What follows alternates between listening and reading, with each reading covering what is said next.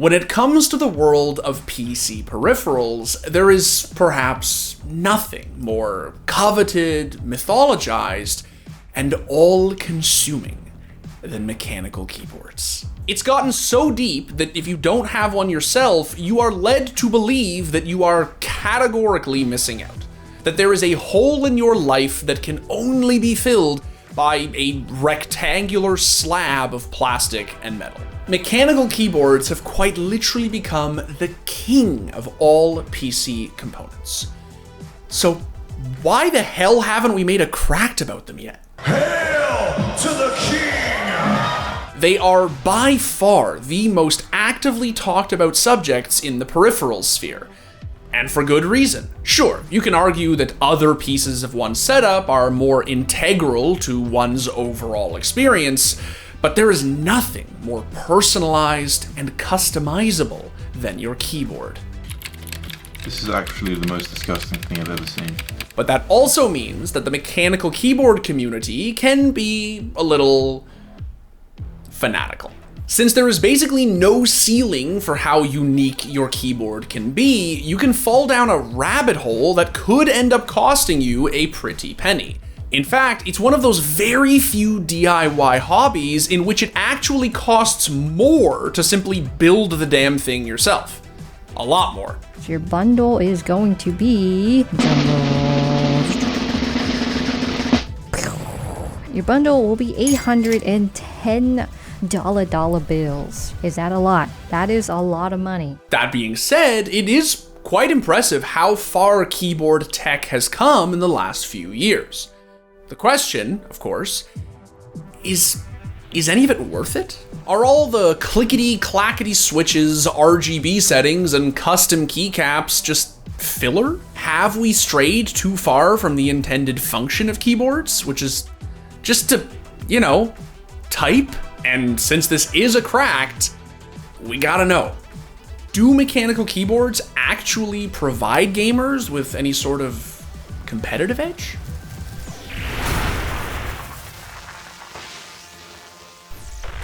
All right, so before we start talking about keybs and all that good stuff, I must do the thing where I ask that you please like the video, subscribe to the channel, and turn on notifications.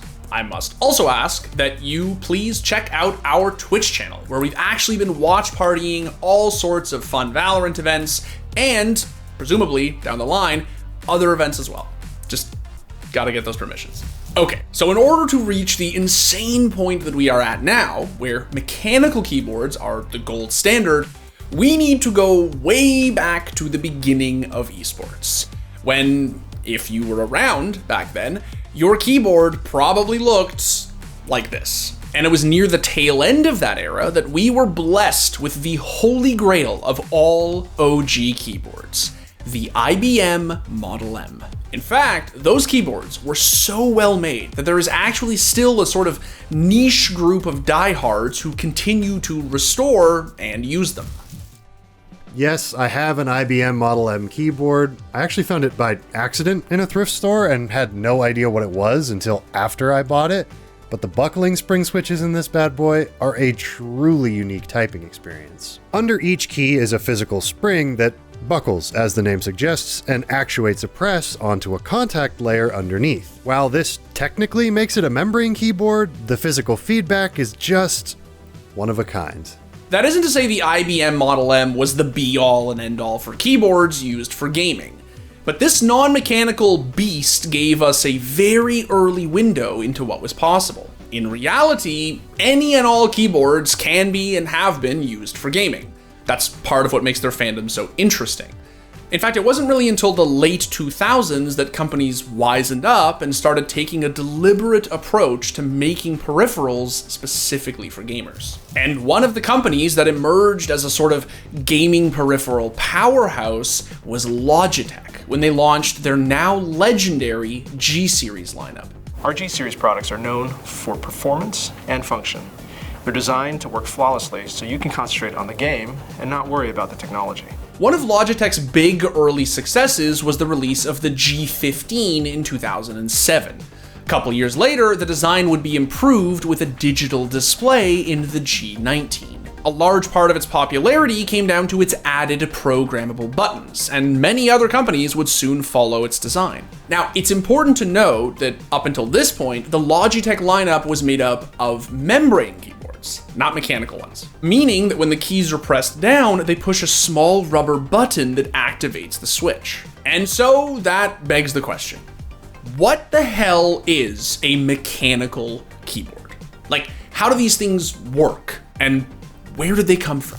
Well, what makes a mechanical keyboard different is that it uses switches, which operate like, well, a switch. The key is pushed down, a small prong is moved, and the switch is activated, sending a signal to your PC.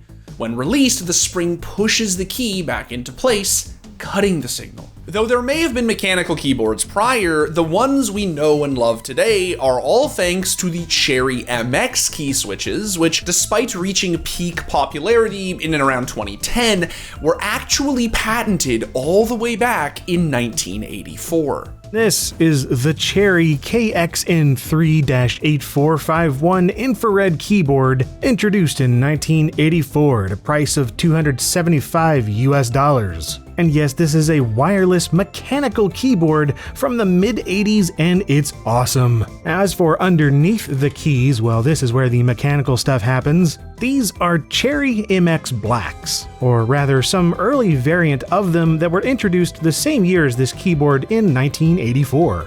And these switches didn't just pave the way. They are, to this day, the switches most manufacturers either use or try to emulate. And in 2014, one company did emulate the Cherry MX switches. So well, in fact, that the keyboard in which they were implemented, which previously ran Cherry MX switches, went on to become one of the most popular mechanical keyboards of all time. I am of course talking about the Razer Black Widow.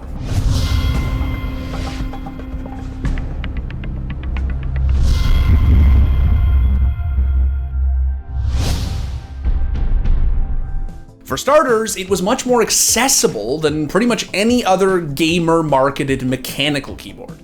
You could find a Black Widow at pretty much any big box store or tech outlet. And since it was basically the first keyboard to be marketed on the merits of its custom, bespoke, knockoff Razer green switches, it was a really formative product, one that would set the pace for the consumer-grade mechanical keyboard market for years to come. On top of that, it eventually allowed for more customization.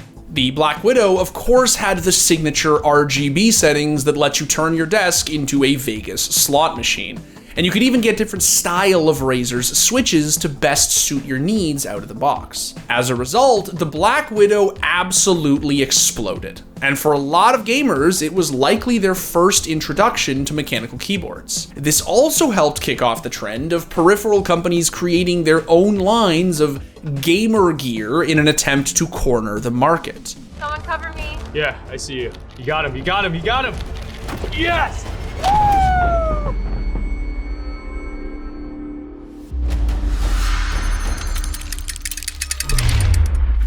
Yo, that's sweet. Yeah, it is. We about to win this. But why was it working? Why were people tossing out their perfectly functioning membrane keyboards for mechanical ones? Well, part of it is good old marketing magic. But more significantly, people were starting to fall in love with the idea of simply using a mechanical switch. The sound, the feeling. I still remember walking into a Canada Computers in 2014, opening the flap on that Black Widow box, and clicking a green switch for the first time. There was nothing else like it. It was all anyone wanted. Now, that clicky-clacky noise we love so much comes from the type of switch that's being used on the key.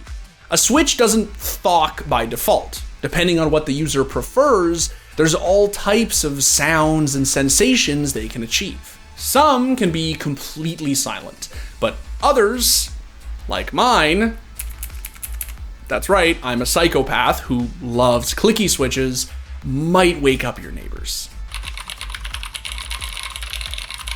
Does that upset you? And now, the guy who actually knows what he's talking about. Did somebody say loud switches?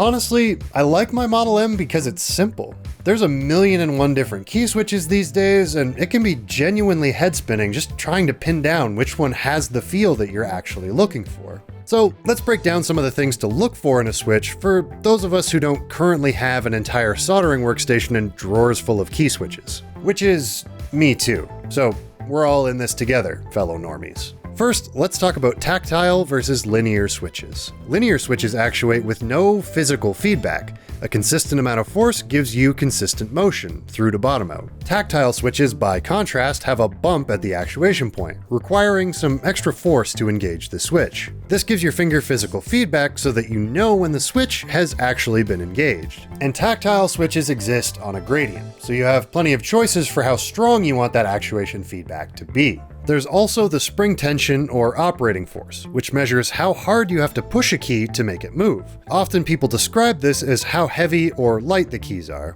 Another very important piece is the travel distance of the switch, both how far the switch moves until actuating and the total distance that it can travel. Too long a travel distance and you'll have a hard time with rapid repeated key presses. Too short a travel distance, and you'll just end up bottoming out all the time and losing a lot of the feel of a mechanical switch. Essentially the difference between typing on a full keyboard and a laptop keyboard. Whatever type of feeling and sound profile you're looking for from your keyboard, whether it's Cherry MX or some other brand, there are switches out there to fit. And that was the guy who actually knows what he's talking about. But clicking like a typewriter can't be the only reason that people are buying them. Surely if gamers are the biggest market for these things, they have to provide some type of advantage, right? Well, theoretically, yes.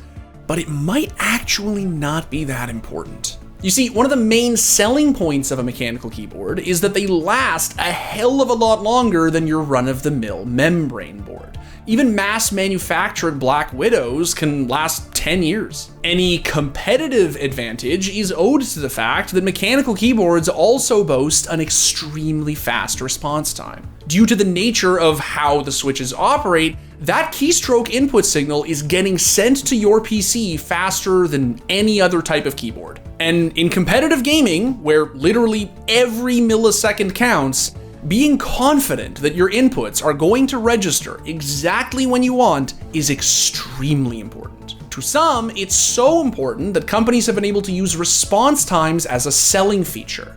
Whether it's Razer, Corsair, Logitech, or whoever, every manufacturer is coming out with new switches that claim to have a faster response time than their competitors. Optical switches, on the other hand, such as Corsair's OPX switches, use a small beam of infrared light that's pointed at an IR sensor that passes through the switch enclosure to complete the circuit. Corsair's optical switches are among the fastest switches you can find, with 0 demounts and a short actuation distance of just 1 millimeter. How much of this is just marketing? Hard to say.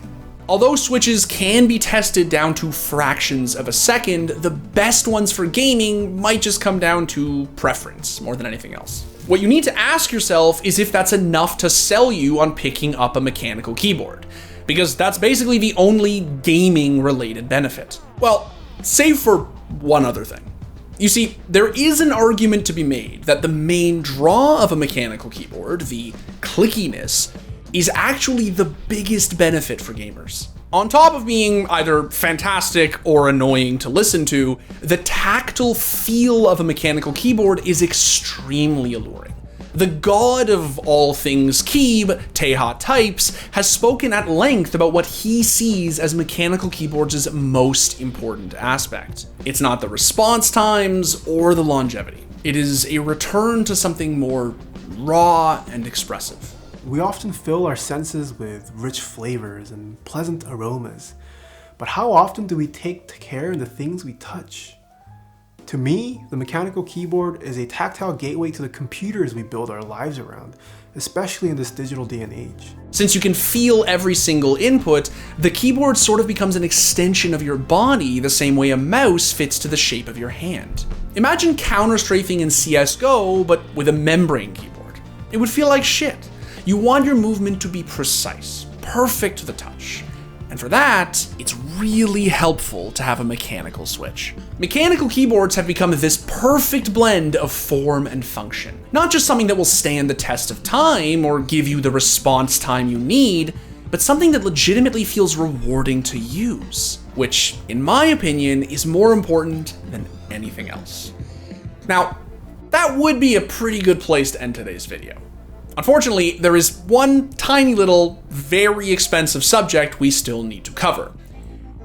Custom keyboards. Like we mentioned at the start, custom keyboards are a peripheral revolution in their own right. It's becoming more and more common for people to now ditch their retail mechanical keyboards for something a little more personalized. We're going to suffocate this PCB with some PE foam. We're going to tape this keyboard shut as well, because we're trying to make this perfect. Here we have it, the most degenerate keyboard that I've ever built so far. To boil it down, keyboards pretty much come in 3 price points. You have your cheaper, more entry-level boards that you can find on Amazon between $100 and $150. Then you have your more premium Logitechs and Corsairs with added features that typically start at around $250. After that, you start to get into custom territory. And those puppies can go anywhere from $300 to thousands of dollars. The sky is truly the limit with these things. Does look cool. Feel like I'm about to crack the code. This thing is heavy. Oh boy. Look. Woo! It's a real typewriter feel. But these custom keyboards aren't just expensive for the sake of being expensive. Well, I mean, they can be. But they also provide a level of customization and personalization that does not exist anywhere else in the world of peripherals. You want different switches for different keys? Go nuts. You want a literal 20-pound hunk of metal as your keyboard? Do you, my dude. You want anime keycaps? Don't do that. Literally do anything but that. That feels a little personal. Basically, if you can think it, you can keep it. There are even those who've opted to sacrifice style for functionality. But remember, kids, just because you can doesn't mean you should.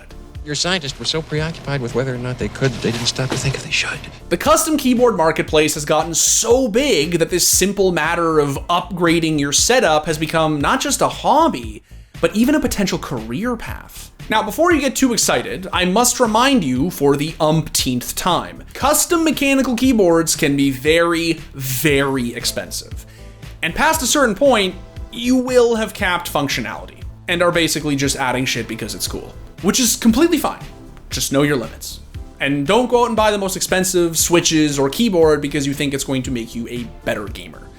Any entry-level mechanical board is going to do a lot better than a $20 membrane board. Hell, Faker could probably pull off the same shit with a $100 ducky that he could with the most expensive custom board. Actually, he'd probably be just as good with an Apple keyboard. Now, that isn't to say you shouldn't consider upgrading to a custom keyboard. When it comes to all of the peripherals out there, a unique keyboard can be one of the most rewarding additions to your setup, especially if you build it yourself. What is important is that you do your own research and figure out what works for you, what you like, not what other people or other manufacturers tell you to like. That's the beauty of keyboards. They can be anything you want them to be. So make it what you want it to be.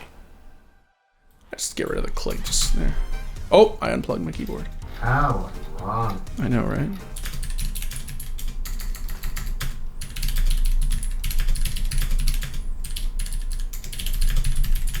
I do have a ducky somewhere that still has blues on them. Because I use clickies, but I don't use blues. I use Kale Gold speed switches.